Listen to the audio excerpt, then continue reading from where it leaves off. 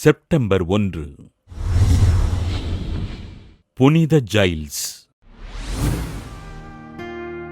Greece நாட்டிலுள்ள ஏத்தென்ஸில் வாழ்ந்த அரச குடும்பத்தில் கிபி 650ஆம் ஆண்டு பிறந்தார் ஜைல்ஸ்.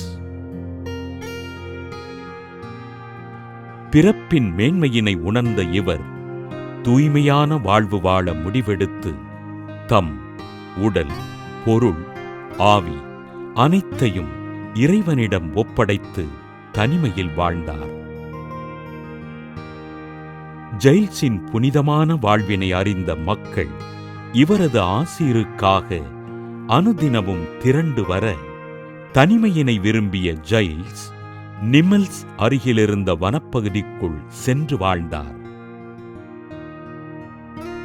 வனப்பகுதியில் இறைவனை தியானித்து தனிமையில் வாழ்ந்த இவருக்கு பெண் மான் ஒன்று அன்போடு உறவாடி உதவிகள் செய்ய ஜைல்ஸ் இவ்வுலகிற்காக ஆண்டவரிடம் உருக்கமோடு ஜெபித்தார்.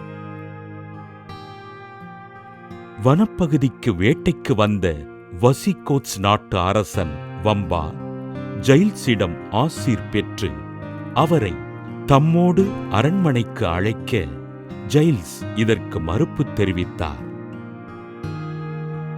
அரசன் வம்பாவின் உதவியின் மூலம் துறவு மடத்தினை கட்டி எழுப்பிய ஜைல்ஸ் அப்புதிய துறவர சபைக்கு ஆசீர்வாதப்பர் சபையின் விதிமுறைகளை கட்டமைத்தார். தன் சபையின் மூலம் ஊனமுற்றோர், பிச்சை எடுப்பவர்கள், சமுதாய விளிம்பிலிருக்கும் மக்களுக்கு உதவிகள் செய்து மக்களுக்கு ஆண்டவரின் நற்செய்தியினை அறிவித்த ஜைல்ஸ் கிபி 710ஆம் ஆண்டு விண்ணகம் சென்றார். இவரது கல்லறையில் வேண்டுதல் செய்யும் மக்களுக்கு புதுமைகள் நடைபெற திரு அவை இவரை புனிதராக உயர்த்தி பிச்சையெடுத்து வாழுகின்ற சகோதர சகோதரிகளுக்கு பாதுகாவலராக அறிவித்தது. புனித ஜைல்ஸ் திருவிழாவினை கொண்டாடுகின்ற நாம் சமுதாய விளிம்பிலிருக்கும் மக்கள் வாழ்வில் உயர்வதற்கு உதவிகள் செய்து அவர்களுக்காக ஜெபிப்போம்.